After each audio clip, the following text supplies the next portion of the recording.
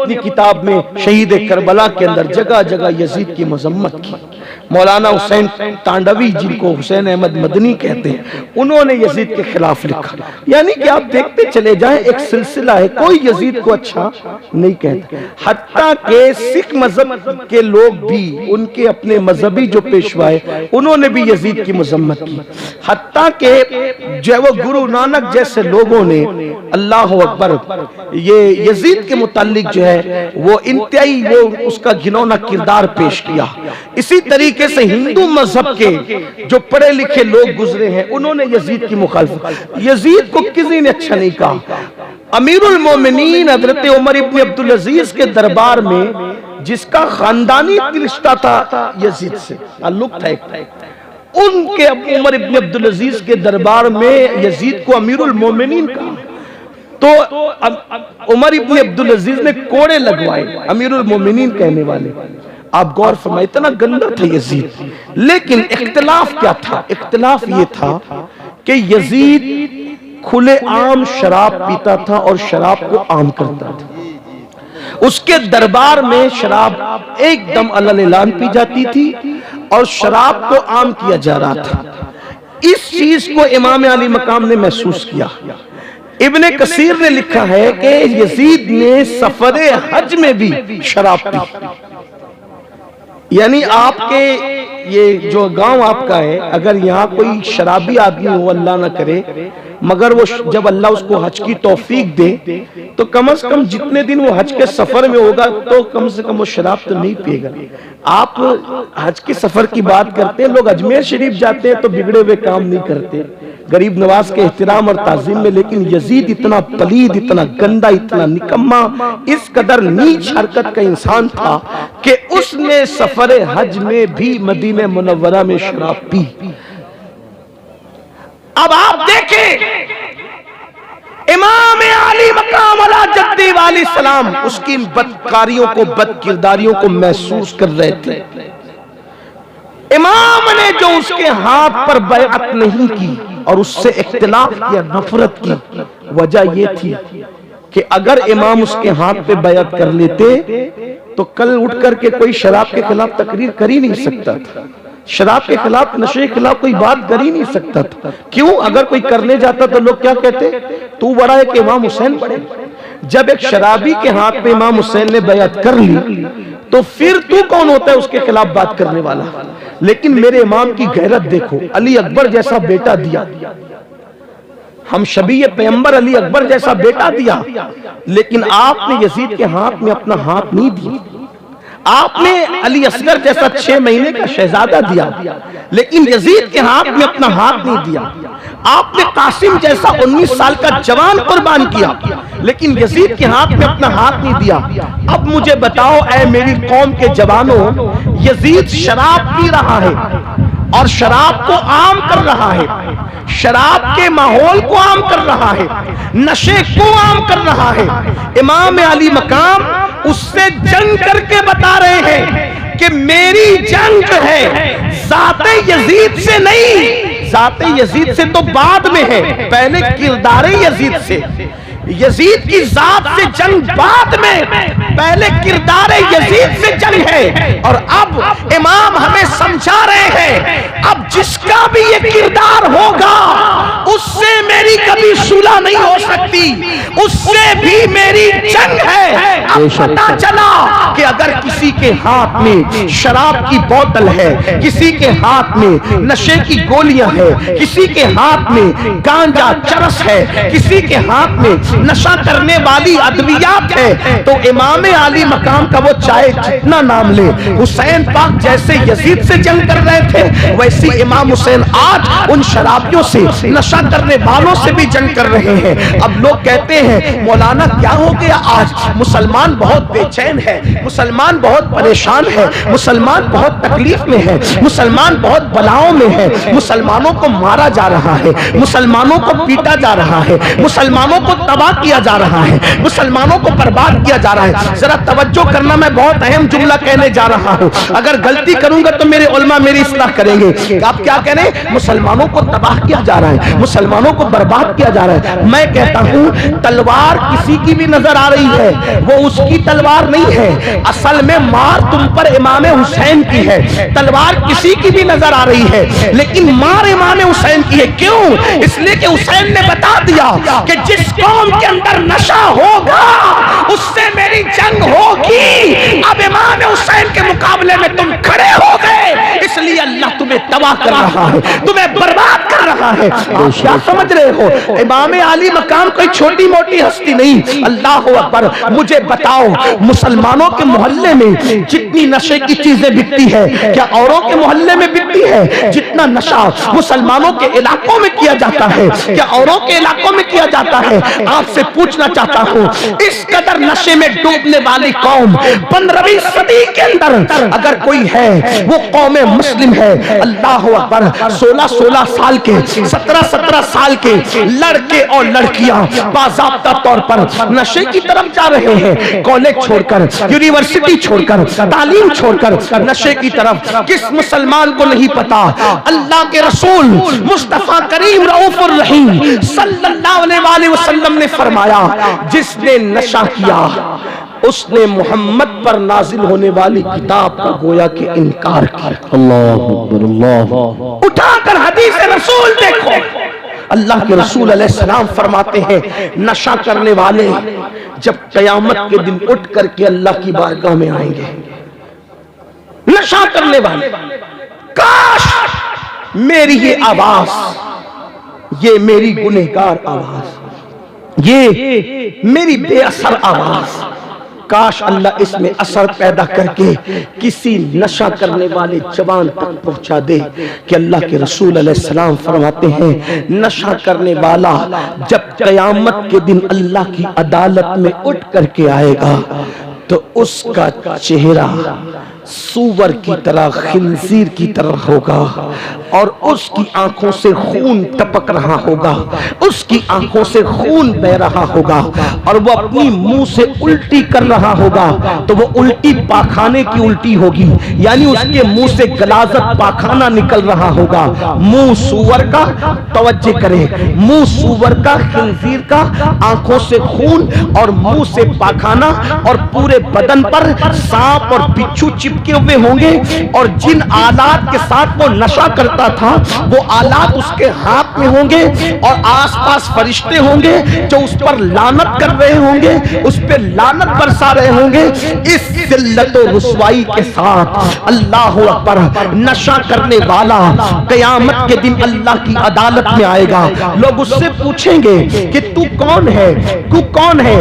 یہ میں اپنی مرضی سے نہیں کہہ رہا ہوں، فقیہ ابو اللیث سمرقندی نے اس کو اپنی کتاب میں لکھا ہے، میں کوئی بات اپنی طبیعت سے کہنے کا عادی نہیں۔ اللہ اکبر، فقیہ لکھتے ہیں جب اس ذلت کے ساتھ نشہ کرنے والا میدان قیامت میں آئے گا تو لوگ کہیں گے تو کون ہے، اتنی ذلت کے ساتھ تو آ رہا ہے؟ تو اس کو کہا جائے گا بتا تو کون ہے؟ فرشتے کہیں گے لوگوں یہ دنیا کے اندر نشہ کرتا تھا، یہ دنیا میں شراب پیتا تھا، یہ دنیا میں نشہ کیا کرتا تھا، اب آپ مجھے بتائیں کتنی ذلت ہے نشہ کرنے والوں کے لیے۔ اب آپ دیکھیں یزید نشہ کرتا تھا، امام علی مقام نشے کے خلاف تھے۔ اب آپ سے پوچھتا ہوں حسینیت نشہ کرنے کا نام ہے یا نشے کی مخالفت کرنے کا نام ہے؟ آپ مجھے جواب دیں، نشہ کرنے کا نام حسینیت ہے یا نشے کی مخالفت کرنے کا نام حسینیت ہے؟ اب اگر کوئی نشہ کر رہا ہے تو چاہے اس کا نام غلام حسین ہو، چاہے اس کا نام غلام علی ہو، چاہے اس کا نام عباس ہو، اگر وہ نشہ کر رہا ہے تو غلام حسین نام ہونے کے باوجود وہ حسین کا غلام نہیں، وہ یزید کا غلام ہے، کیونکہ وہ یزید کا کردار زندہ کر رہا ہے۔ نکلو سنیوں، میری قوم کے جوانوں، اے مسلمانوں یزیدی کردار سے باہر نکلو۔ دوسری بات بہت لمبی نہیں کرنے والا، گرمی کا موسم ہے، آپ لوگ بہت گرمی میں بیٹھے اس کا مجھے خیال ہے، لیکن دوسری بات ایک دو بات اور کروں گا، بات ختم کروں گا۔ دوسری بات، یزید علل اعلان نمازوں کو ترک کرتا تھا، وہ نماز نہیں پڑھتا تھا، اس نے سفر حج میں بھی نماز چھوڑی، مدینہ منورہ آ کے بھی اس نے نماز میں غفلت کی۔ امام کے سامنے اس کا یہ کردار موجود تھا، یہ کیریکٹر موجود تھا۔ آپ سے پوچھنا چاہتا ہوں، لوگ اس پر ہنستے ہیں، ہم لوگ کا مذاق اڑاتے ہیں، ابھی تک یہ لوگ نماز روزے میں ہی ڈوبے ہوئے، ابھی تک یہ لوگ نماز روزے کی بات کریں، دنیا کہاں پہنچ گئی، یہ ابھی تک نماز روزے کی بات کرتے ہیں۔ میں نے کہا دنیا کہیں بھی پہنچے، ہماری نماز، توجہ کرنا، ہماری نماز ہمیں وہاں تک لے جاتی ہے چاند پر جانے والے جہاں کا تصور نہیں کر سکتے، کیونکہ میرے نبی نے فرمایا جو بندہ نماز میں سجدے میں ہوتا ہے تو اللہ اور بندے کے درمیان سارے پردے اٹھا دیے جاتے ہیں، تو گویا کہ سجدہ کرنے والا ڈائریکٹ خدا کی بارگاہ میں پہنچ جاتا ہے۔ بلکہ ایک حدیث پاک ہے کہ جب تم سجدہ کرتے ہو تو تمہارا سر خدا کے قدموں میں ہوتا ہے۔ اللہ کے قدم ہمارے قدم کی طرح نہیں ہے، وہ جسم و جسمانیات سے پاک ہے، لیکن سمجھانے کے لیے کہا گیا کہ بندے جب تو سجدہ کرتا ہے تو تیرا سر خدا کے قدموں میں ہوتا ہے، جیسے وجہ اللہ ہے، ید اللہ ہے، ویسے قدم بھی بیان کیے گئے، لیکن ہمارے قدموں کی طرح یہ قدم نہیں ہے جس میں انگلیاں ہیں، ناخن ہے، ایسا نہیں ہے۔ تو فرمایا اللہ اکبر کہ تیرا سر اس کے قدموں میں ہوتا ہے، اس کی چوکھٹ پہ ہوتا ہے، اور وہ تیرے سامنے ہوتا ہے، اور تو اس کے سامنے ہوتا ہے جو جسم جسمانیات سے، زمان و مکان سے پاک ہے۔ گویا کہ اس کی انوار اور تجلیات تجھے چاروں طرف سے گھیر لیتے ہیں، تیرا احاطہ کیے ہوئے ہیں۔ میرے آقا علیہ السلام کے پیارے دیوانوں، یزید نماز میں کوتاہیاں کرتا تھا۔ آج لوگ کتنے ہیں جو مسجدوں کو آباد کرتے ہیں، جلسے کے نام پہ تو ہزاروں جمع ہوں گے، لیکن نماز کے نام پہ کتنے؟ مسجدوں کے اندر دھول ہے، اچانک چلے جاؤ مسجدوں میں چٹائیوں پہ دھول ہے، چٹائیوں پہ گرد و غبار ہے، لوگ نماز میں بالکل دھڑلے کے ساتھ نماز چھوڑ رہے ہیں۔ سن لو، پورے قرآن میں 700 مرتبہ میرے اللہ نے نماز کا حکم دیا ہے، اور یاد رکھنا آپ اپنے آپ کو رضوی کہہ لو، اشرفی کہہ لو، برکاتی کہہ لو، صابری کہہ لو، مداری کہہ لو، کاملی کہہ لو، ابو لولائی کہہ لو، جنتی کہہ لو، حسینی کہہ لو، محمدی کہہ لو، کچھ بھی کہہ لو، ان ذمہ دار علماء کی موجودگی میں کہتا ہوں، نماز چھوڑ کر تم اللہ کی عدالت میں اپنے آپ کو سچا مومن ثابت نہیں کر سکتے۔ بے شک حق سبحان اللہ۔ زندگی میں سجدہ نہیں، نماز سے کوسوں دور، اور جب کہا جاتا ہے نماز پڑھو تو کہتے مولانا ٹائم نہیں ملتا۔ اگر ٹائم نہیں ملتا تو پھر مسلمان کیوں ہے؟ کیسے ہے؟ تجھے کھانے کے لیے ٹائم ہے، تجھے سونے کے لیے ٹائم ہے، تجھے ناچ گانے کے لیے ٹائم ہے، تجھے واٹس ایپ فیس بک کے لیے ٹائم ہے، تجھے عورتوں کے ساتھ بیٹھنے اٹھنے کے لیے ٹائم، دوستوں کے ساتھ اٹھنے بیٹھ، تجھے اللہ کے لیے ٹائم، ایک وقت کی نماز کے لیے صرف 10 منٹ کا ٹائم، صرف 10 منٹ، 10 منٹ سے زیادہ کا ٹائم نہیں لگتا۔ اور ہم اگر ٹائم نکالنا چاہیں تو بالکل نکال سکتے، اس لیے کہ ٹائم کسی کو نہیں ملتا، نکالنا پڑتا ہے۔ آپ جلسے میں ٹائم نکال کر آئے تو پہنچے، اگر تھوڑی سستی کرتے تو اپنی آتے۔ بے شمار لوگ ہیں جو آنا چاہتے تھے، سستی کی، نہیں آئے، بستر پہ لیٹے لیٹے سو گئے، بیٹھے رہ گئے باتیں کرتے ہوئے، نہیں آئے۔ ٹائم نکالنا پڑتا ہے۔ نماز پڑھو اس سے پہلے کہ تمہاری نماز جنازہ پڑھی جائے، نماز پڑھو اس سے پہلے کہ تمہارا روح کا رشتہ تمہارے جسم سے ٹوٹ جائے، نماز پڑھو اس سے پہلے کہ موت سے تمہاری آنکھیں بند ہو جائے۔ میرے عزیز، میرے بھائی، اللہ اکبر، اگر تو نماز نہیں پڑھتا تو یاد رکھ، اپنے آپ پہ رحم کر، اپنے آپ پہ رحم کر۔ اللہ کے رسول غیب دا نبی صلی اللہ علیہ وآلہ وسلم نے فرمایا، سب سے زیادہ موت کے وقت اگر کسی کو تکلیف ہوتی ہے تو بے نمازی کو تکلیف ہوتی ہے۔ قیامت کے دن سب سے زیادہ عذاب اگر کسی کو ہوگا تو بے نمازی کو ہوگا۔ ایک حدیث سنی سن لیجئے جس کو علامہ عثمان ابن حسن نے درۃ الناصحین کے اندر نقل کیا ہے، یہ حدیث سن لے، اس کے بعد ایک اور بات کر کے بات مکمل کرتے ہیں۔ دل کے کانوں سے سننا، میرے آقا صلی اللہ علیہ وآلہ وسلم کے دیوانوں، اپنی بات نہیں کر رہا ہوں، کتاب کے حوالے سے مصطفیٰ جان رحمت کی بات کر رہا ہوں۔ اے میرے بھائیو، کھیل کود میں کب تک زندگی گنواتے رہو گے؟ اے میرے بھائیو، کب تک اللہ سے دور بھاگتے رہو گے؟ اپنی بہنوں سے بھی کہتا ہوں، جہالت کی زندگی کب تک گزارو گی؟ کب تک سیریل، فلمیں، گانے، باجے، تماشوں میں مصروف رہو گے؟ ہائے ہائے، جو قوم اہل بیت کی محبت کا نعرہ لگائے، اس قوم کی زندگی میں سجدہ نہیں، حالانکہ سجدہ کیا، امام علی مقام نے سجدہ کیا، آخری سجدے ہی میں تو جان گئی امام کی۔ سیدہ فاطمہ الزہرا آخری وقت تک سجدہ کرتی رہی، مولا کائنات نے آخری وقت تک، ان کی شہادت بھی تو مسجد میں ہوئی۔ مجھے حیرت ہے، مولا علی نے مسجد میں شہادت پائی، سیدہ فاطمہ نماز کی حالت میں اللہ اکبر پوری رات گزار دیتی ہے، امام حسین نماز ہی کی حالت میں شہادت پائے۔ میری قوم کو کیا ہو گیا؟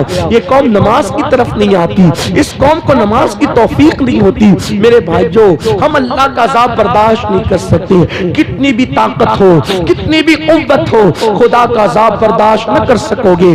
آئیے صاحب درۃ الناصحین سے ایک روایت سن لیتے ہیں، اپنی بات نہیں، رسول اللہ کا فرمان۔ ایک بار ایسا ہوا، میرے آقا اپنے یاروں کے ساتھ مسجد نبوی میں جلوہ گر ہے، میرے سرکار مسجد نبوی میں جلوہ فروز ہے۔ ایک جوان روتے ہوئے مسجد نبوی میں آتا ہے، اور مسجد نبوی میں آنے کے بعد اس کی آنکھوں میں آنسو تھے۔ اللہ کے رسول غیب دا نبی صلی اللہ علیہ وآلہ وسلم اس کو روتا ہوا دیکھ کر اس کے حال زار پہ رحم کرتے ہوئے اس سے پوچھتے ہیں، اے جوان، تو کیوں رو رہا ہے؟ تیرے رونے کی وجہ کیا ہے؟ تیری آنکھ میں آنسو کیوں ہے؟ اس جوان نے کہا، یا رسول اللہ صلی اللہ علیہ وآلہ وسلم، میرے ماں باپ آپ پہ قربان، آقا میرے باپ کا انتقال ہو گیا، میرا باپ مر گیا، میں دیہات میں رہتا ہوں، میرے باپ کو نہ کوئی غسل دینے والا ہے، نہ کوئی کفن پہنانے والا ہے، یا رسول اللہ اس لیے میں رو رہا ہوں، میرے باپ کی موت کے بعد بھی نہ کوئی غسل دینے والا، نہ کوئی کفن پہنانے والا۔ اللہ کے رسول غیب دا نبی مصطفیٰ جان رحمت صلی اللہ علیہ وآلہ وسلم نے سیدنا صدیق اکبر اور فاروق اعظم سے فرمایا، تم دونوں جاؤ اور جا کر کے اس کے باپ کو غسل دو اور اس کے باپ کو کفن پہناؤ۔ اللہ اکبر۔ جب میرے آقا کے دونوں یار صدیق و فاروق تشریف لے گئے اس کو نہلانے کے لیے، جیسے اس کے منہ سے چادر ہٹائی، اس کے منہ سے کپڑا ہٹایا، کیا دیکھا؟ اس کا منہ کالے سور کی طرح تھا، اس کا منہ کالے خنزیر کی طرح تھا، یعنی اس کا منہ انسانوں کی طرح نہیں تھا بلکہ کالے سور کی طرح، کالے خنزیر کی طرح۔ یہ بات میری نہیں ہے میرے بھائی، صاحب درۃ الناصحین اس کے ذمہ دار ہے، یہ مصطفیٰ جان رحمت کا فرمان ہے۔ جس کے کہنے پہ خدا کو ایک مانا ہے، جس کے کہنے پہ قرآن کو اللہ کی کتاب مانی ہے، اس رسول کا فرمان سن کر کے لرز جاؤ، اپنے آپ کو تباہ نہ کرو۔ یہ دنیا کا مال جس کے لیے رات و دن دوڑتے ہو، مرنے کے بعد یہی پڑا رہ جائے گا۔ تمہارے مال پر لوگ عیش کریں گے، تمہارے مال پہ لوگ آرام کریں گے، نہیں دیکھتے لوگ مر گئے مال چھوڑ کر کے، آج ان کی اولاد عیش کرتی ہے، ان کے لیے کبھی مغفرت کی دعا نہیں کرتی، ان کی قبروں پر کوئی جا کے فاتحہ پڑھنے والا نہیں، کوئی مغفرت کی دعا کرنے والا نہیں، وہ مغفرت کی دعاؤں کو تڑپ رہے ہیں، مغفرت کی دعاؤں کو ترس رہے ہیں۔ میرے بھائیوں، اپنے آپ کو تباہ نہ کرو، اپنی آخرت کی فکر کرو، اپنی قبر کی فکر کرو، میدان محشر کی فکر کرو، اللہ کی عدالت کی فکر کرو۔ ہوا کیا؟ سیدنا صدیق اکبر اور فاروق اعظم فرماتے ہیں کہ جب اس کے چہرے سے ہم نے کپڑا ہٹایا تو اس کا منہ کالے خنزیر کی طرح، کالے سور کی طرح تھا۔ جیسے ہی ہٹایا، پیروں کے نیچے سے زمین کھسک گئی، زمین نکل گئی، فوراً اس کے منہ پہ کپڑا ڈالا اور ایک قاصد کو اللہ کے رسول غیب دا نبی صلی اللہ علیہ وآلہ وسلم کی بارگاہ میں بھیجا۔ جب قاصد حضور کے پاس آیا تو کہا، یا رسول اللہ صلی اللہ علیہ وآلہ وسلم، صدیق و فاروق کو آپ نے اس کو غسل دینے کے لیے اور کفن پہنانے کے لیے بھیجا، لیکن اس کو کیسے غسل دے، کیسے کفن پہنائے؟ اس کا منہ تو سور کی طرح، کالے خنزیر کی طرح ہو گیا۔ اس دیہات میں اللہ کے رسول علیہ الصلوۃ والتسلیم بنفس نفیس تشریف لائے، میرے آقا بذات خود وہاں پر اس دیہات میں تشریف لائے، اور آنے کے بعد میرے آقا علیہ السلام نے پھر اپنے ہاتھ اٹھائے اور دعا کی اے اللہ اس کا منہ ٹھیک کر دے، اس کا جو منہ کالے سور کی طرح کالے خنزیر کی طرح ہوا ہے اس کا منہ ٹھیک کر دے، اس کا منہ درست کر دے۔ جب دیکھا گیا حضور کی دعا تھی، عنایت کا جوڑا، اجابت کا سہرا، دلہن بن کے نکلی دعائے محمد، اجابت نے جھک کر گلے سے لگایا، بڑی ناز سے جب دعائے محمد ہوا یہ حضور نے دعا کی، اس کا چہرہ ٹھیک ہو گیا۔ فوری طور پہ صحابہ نے اصحاب مصطفیٰ نے غسل دیا، غسل دینے کے بعد کفن پہنایا، کفن پہنانے کے بعد صحابہ کرام نے پھر اس کی نماز جنازہ پڑھی، صحابہ نے اس کی نماز جنازہ پڑھی۔ نماز جنازہ کس نے پڑھی؟ صحابہ نے۔ میرے بھائیوں توجہ کرنا، کسی مسجد کے امام نے نہیں، ہم جیسے مولوی صاحب لوگوں نے نہیں، اللہ اکبر، ہم جیسے پیر صاحب لوگوں نے نہیں، بلکہ اصحاب مصطفیٰ نے روئے زمین پر چشم فلک نے اور پشت زمین نے انبیاء کے بعد اگر سب سے بہترین کوئی مخلوق دیکھا ہے تو اس کو اصحاب مصطفیٰ کہتے ہیں، اسے صحابہ کہتے ہیں۔ صاحب درۃ الناصحین کے مطابق صحابہ نے نماز جنازہ پڑھی، اور نماز پڑھنے کے بعد جب اس شخص کو قبر میں رکھا جانے لگا تو کسی نے دھیرے سے کہا پہلے تو اس کا منہ کالے سور اور خنزیر کی طرح ہو گیا تھا، اب مرنے کے بعد جب منہ ایسا ہوا تو قبر میں رکھنے سے پہلے بھی تو ایک بار دیکھ لو کہ اس کا منہ کیسا ہے، دفن کرنے سے پہلے تو اس کا منہ دیکھ لو منہ کیسا ہے۔ جب نماز جنازہ کے بعد اور دفن سے پہلے پھر کپڑا ہٹایا گیا چہرے سے تو اب بھی اس کا منہ کالے سور کی اور کالے خنزیر کی طرح تھا۔ اگر آج کسی کا منہ ایسا ہو جائے تو کتنا ہنگامہ ہوگا؟ اس وقت ہوا۔ دیکھنے والوں میں ہمت تھی، طاقت تھی، اللہ کے رسول زمین کے اوپر ظاہری طور پہ موجود تھے۔ صحابہ نے پوچھا آقا اس کا منہ کالے سور کی طرح کالے خنزیر کی طرح بار بار کیوں ہو جاتا ہے؟ تو میرے آقا نے خود کوئی جواب نہیں دیا، فرمایا اس کے بیٹے کو بلاؤ۔ جب اس کے بیٹے کو بلایا گیا تو فرمایا تو سچ بتا، میرا اللہ کسی پہ ظلم نہیں کرتا، میرا اللہ کسی پہ ظلم نہیں کرتا، زیادتی نہیں فرماتا، میرا اللہ تو اپنے بندوں سے بہت پیار کرتا ہے، وہ کسی کو اس طرح کی سزا بلا وجہ نہیں دیتا۔ تجھے بتانا ہوگا کہ تیرے باپ کا جرم کیا تھا، تیرا باپ کرتا کیا تھا، کیا کرتا تھا تیرا باپ؟ تو اس جوان نے کہا یا رسول اللہ صلی اللہ علیہ وآلہ وسلم میرا باپ ہر نیکی کرتا تھا، لیکن جب نماز کا وقت آتا تھا تو نماز کے وقت میں وہ سو جاتا تھا، وہ نماز نہیں پڑھتا تھا، میرا باپ بے نمازی تھا۔ تب میرے آقا نے فرمایا جو دنیا میں نماز نہیں پڑھے گا جب قبر میں وہ دفن کیا جائے گا اور قیامت کے دن قبر سے اس کو اٹھایا جائے گا، جو دنیا میں نماز نہیں پڑھے گا جب اس کو اس کی قبر سے قیامت کے دن اٹھایا جائے گا تو اس کا منہ بھی کالے سور اور کالے خنزیر کی طرح ہوگا۔ اللہ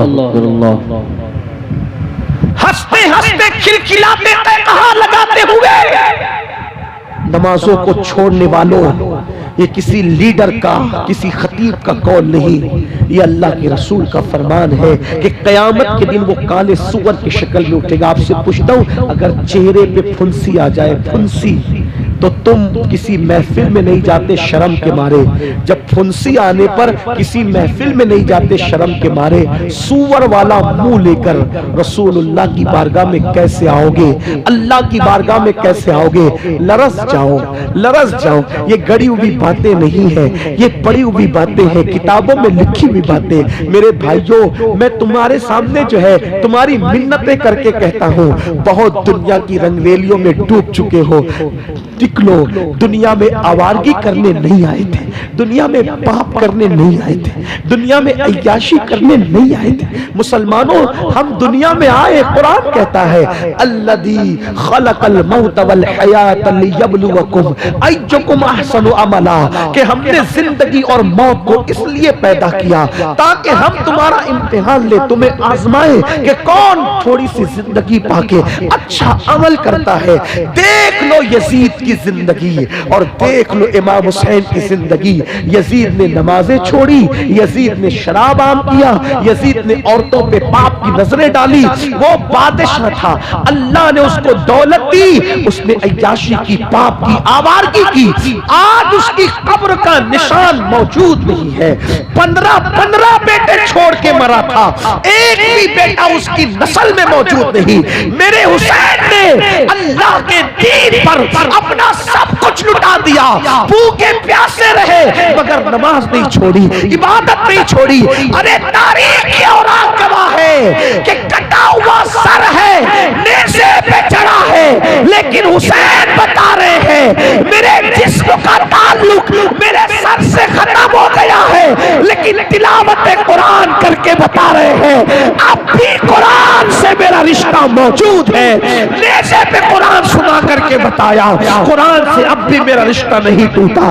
جسم سے سر کا رشتہ تو کٹ چکا ہے لیکن قرآن سے میرا رشتہ اب بھی باقی ہے. میرے امام نے نماز پڑھی, صراط مستقیم پہ رہے, سچائی پہ رہے, اللہ کے دین پہ استقامت کے ساتھ ڈٹے رہے. کیا ہوا؟ ایک بیمار چھوڑ کر گئے, ایک بیمار. آج مسلمانوں کی کوئی بستی ایسی نہیں ہے جہاں امام حسین کی اولاد نہ رہتے. اس لیے یزید کو عبرت کی نگاہ سے دیکھو, چلتے پھرتے یزید مت بنو, اللہ کی بارگاہ میں رجوع کرو, توبہ کرو. پتہ نہیں کس کی زندگی کب ہے, کب تک ہے, ہمیں نہیں پتا. یہ مت سوچنا میرے بھائی, بس گفتگو اینڈ کی طرف جا رہی ہے. خلاصہ کلام کہ جوانی میں گل چھدے اڑاؤں گا, عیش کروں گا, جب بوڑھا ہو جاؤں گا تب توبہ کروں گا. جوانی میں بھی موت آتی, آ سکتی. آج ابھی توبہ کرو, ابھی پلٹو, ابھی پلٹو, ابھی واپس آؤ, ابھی واپس آؤ.